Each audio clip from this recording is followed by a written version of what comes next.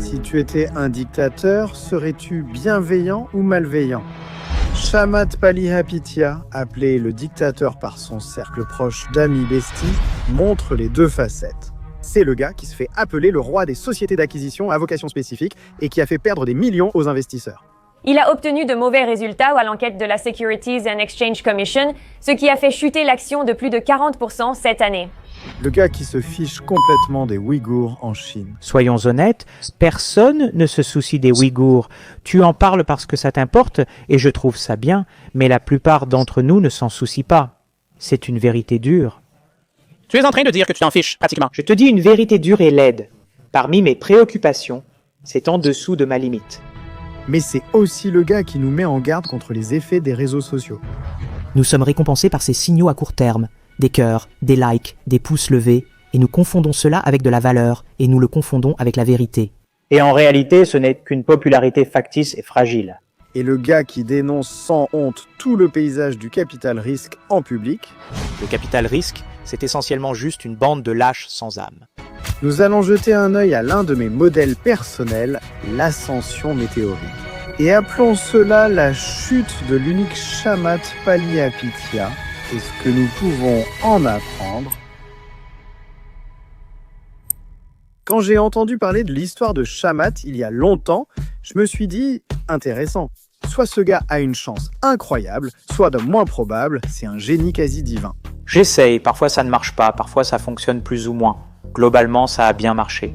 J'ai toujours cru que la chance était une invention des bêtas pour justifier leurs échecs, alors j'ai voulu creuser le sujet. Il est né au Sri Lanka de parents sri-lankais et il a déménagé au Canada à l'âge de 5 ans. Chamath venait d'un milieu modeste et pauvre. Enfant, il travaillait chez Burger King pour générer des revenus pour sa famille. J'aurais honte d'avoir travaillé chez Burger King. Il a réalisé que ce modèle économique manquait d'évolutivité et ne lui permettrait pas de lancer un fonds prochainement. Il a donc choisi l'université de Waterloo pour étudier le génie électrique. Après son diplôme en 1999, Chamath Palihapitiya a brièvement travaillé dans le trading de produits dérivés. Il a résumé son expérience avec éloquence. Probablement la façon la plus insipide et idiote d'utiliser mon temps. Et la chose la plus importante que j'ai réalisée, c'est que les banquiers sont assez intelligents pour être cupides, mais pas assez intelligents pour être utiles. Il a envoyé quelques candidatures et a trouvé son chemin vers Winamp. C'est là que les choses ont commencé à prendre forme. Cela le fait paraître très chanceux. Pour ceux d'entre vous qui ne sont pas assez âgés pour s'en souvenir, il y a environ 3000 ans, Winamp était essentiellement un lecteur multimédia avec une communauté utilisée pour écouter de la musique. Winamp a été racheté par AOL en juin 1999 pour 80 millions de dollars en actions et est devenu sa filiale. Aujourd'hui, vous pourriez considérer AOL comme une entreprise assez insignifiante avec une interface de messagerie pourrie.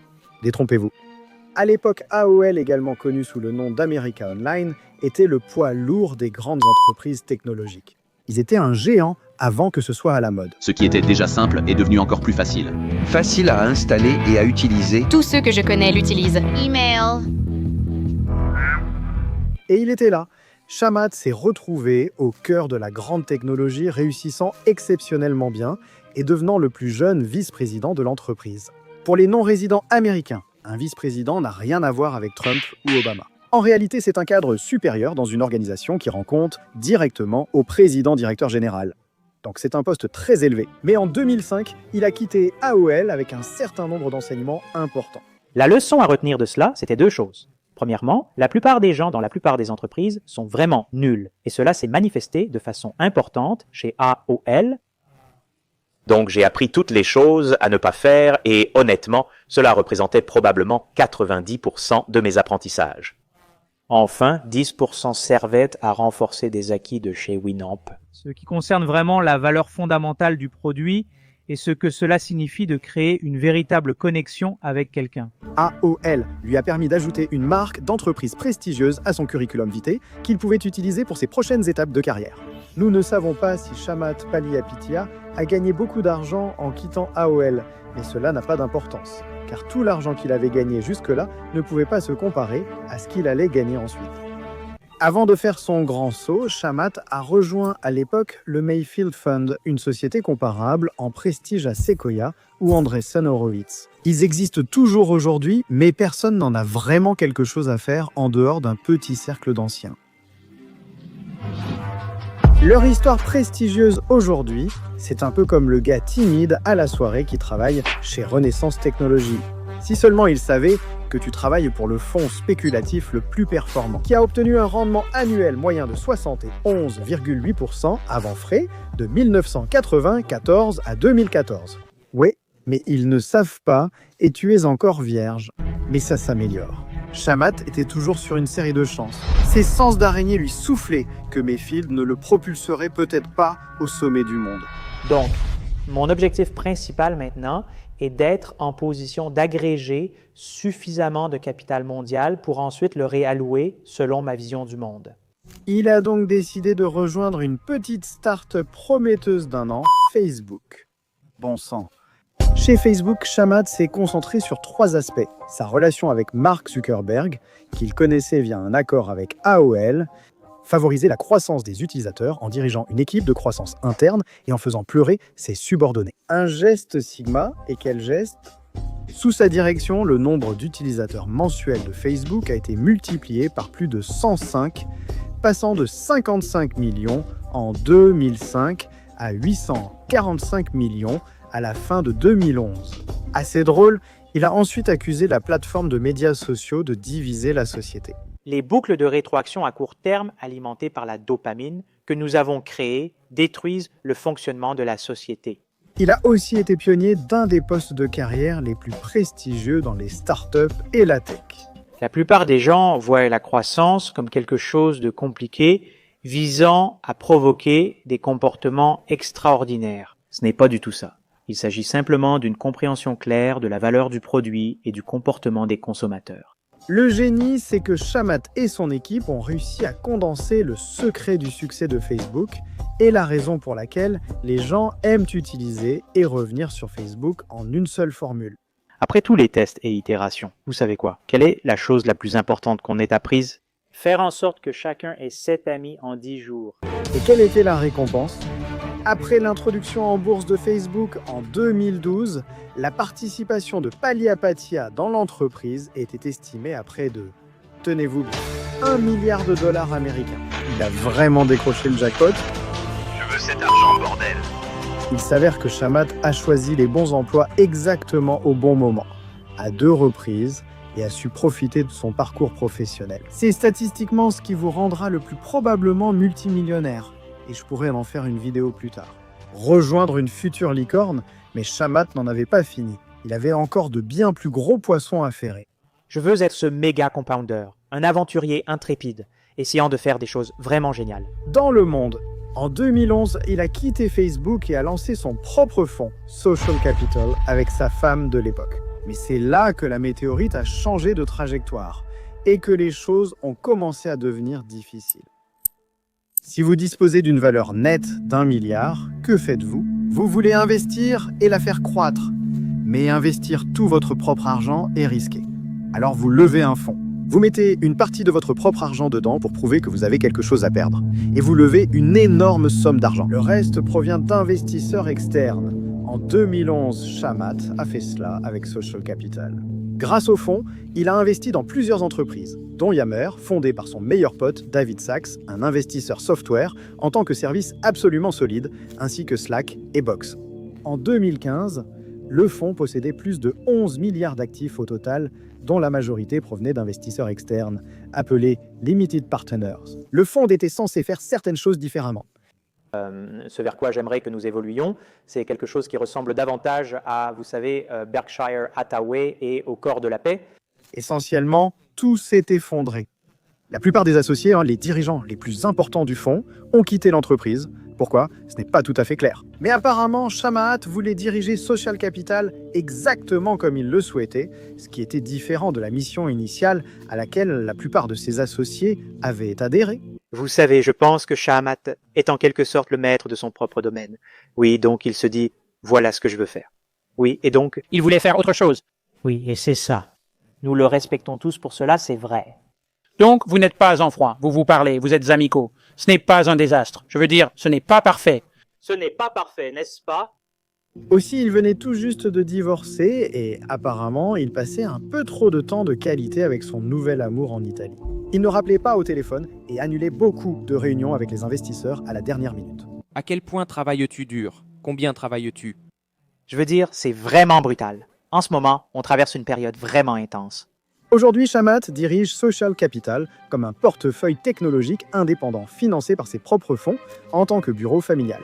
Il adopte une vision à long terme et veut que Social Capital ressemble à Berkshire. Hathaway possède des entreprises et détient des participations de plusieurs milliards dans Apple et Coca-Cola.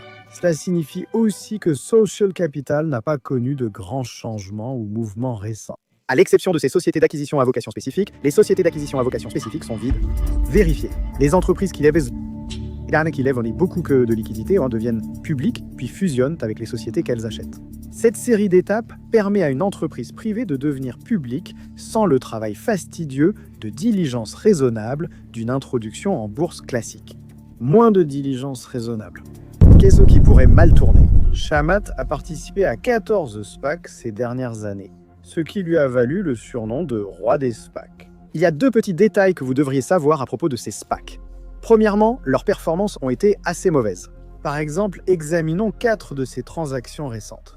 Shamat Palihapitiya, société d'acquisition à vocation spécifique Blockbuster. Les fusions ont baissé de 32% cette année, les investisseurs délaissant les actions de croissance. Est un grand sous-performant. Une enquête de la Securities and Exchange Commission pèse sur le Nasdaq qui a chuté de plus de 40% cette année. Et oui, vous avez bien entendu. L'une de ces entreprises faisait l'objet d'une enquête de la Securities and Exchange Commission.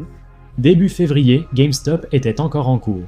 Une société très médiatisée de Shamat fait l'objet d'enquêtes de la Securities and Exchange Commission et du ministère de la Justice pour fraude commerciale présumée. Cela a conduit de nombreux investisseurs particuliers à perdre confiance et argent. Palihapitiya a gagné 408 millions de dollars américains en promouvant 2 opérations sociétés d'acquisition à vocation spécifique l'an dernier, selon les données de recherche sur les sociétés d'acquisition à vocation spécifique. Voici un échange très gênant à propos de combien d'argent il a gagné sur l'un de ces sociétés d'acquisition à vocation spécifique les plus controversées, Clover Health. Seulement 5 ou 6% de l'entreprise. Oui. À mon avis, ça c'est formidable. Vas-y. Vas-y. Non, je pense juste que je ne peux pas. Il n'y a pas de bon de souscription. Il n'y a pas de bon de souscription ou d'autres actions privilégiées qui te permettraient d'obtenir un pourcentage plus élevé de l'entreprise. Tout cela est encore sur une base entièrement diluée, donc... Une étude de Howard souligne tous les problèmes liés aux sociétés d'acquisition à vocation spécifique, dont la plupart sont supportés par les investisseurs particuliers. Alors que les soi-disant sponsors comme Shamat obtiennent une part importante de l'entreprise gratuitement. Aujourd'hui, Shamat est fier de plusieurs choses, notamment de son enfance modeste qu'il évoque souvent. Mon père a souvent été au chômage. Ma mère, d'abord femme de ménage, est ensuite devenue aide-soignante et subvenait seule à la famille. Son avis que les marchés vont bientôt s'effondrer. Et j'ai liquidé un tas de positions. Toutes mes participations, tu sais, mes participations tierces, je les ai pratiquement toutes vendues, sauf une. En général, il se moque totalement de l'opinion des autres. Personne ne se soucie de ce qui arrive aux Ouïghours, d'accord? Écoute, les questions des droits de l'homme sont extrêmement importantes, et ses commentaires sur les Ouïghours en Chine sont clairement déplacés. Point final, mais il est facile de dire quelle personne horrible, il ne se soucie pas des Ouïghours. Les particuliers ont perdu de l'argent sur ces sociétés d'acquisition à vocation spécifique, mais nous devons nous demander, à sa place, agirions-nous vraiment différemment? Si vous regardez cette vidéo maintenant, déconnectez-vous et faites une déclaration négative sur la Chine sur Twitter, il ne se passe rien. Pour des gars comme Shamat, des intérêts économiques de plusieurs millions de dollars américains peuvent être liés à des déclarations comme celle-ci. Cela ne rend pas les choses meilleures, mais c'est juste quelque chose à garder à l'esprit. N'oublions pas que les médias font vite monter la colère à 99 et raffolent des scandales. Ce qui signifie que nous devons évaluer de manière critique les informations que nous consommons. Essentiellement, les choses ne sont jamais simplement noires ou blanches. Il y a des avantages et des inconvénients chez chaque personne. Sachez que pour dépasser 1 milliard de valeur nette en actifs et s'y maintenir, il faut bien plus qu'un simple coup de chance. Et cela nous amène à la question finale. Nous sommes tous des personnes incroyablement motivées sur cette chaîne. Bien que nous respections les réalisations de Chamat à ses débuts, l'an dernier a semblé marquer une stagnation pour les observateurs extérieurs. Va-t-il choisir la vie de famille, portant des pulls en cachemire et buvant du vin avec sa partenaire Nathalie en Italie, ou va-t-il attaquer, une fois de plus, une autre poussée agressive afin d'augmenter radicalement sa valeur nette, pour agréger suffisamment de capital mondial afin de le réallouer selon ma vision du monde? On dit que je ne suis pas milliardaire. Chamat est plus riche, puissant, célèbre et investi dans les startups. Mais il y a un domaine où je bats ce gars-là, la couleur de mon pantalon.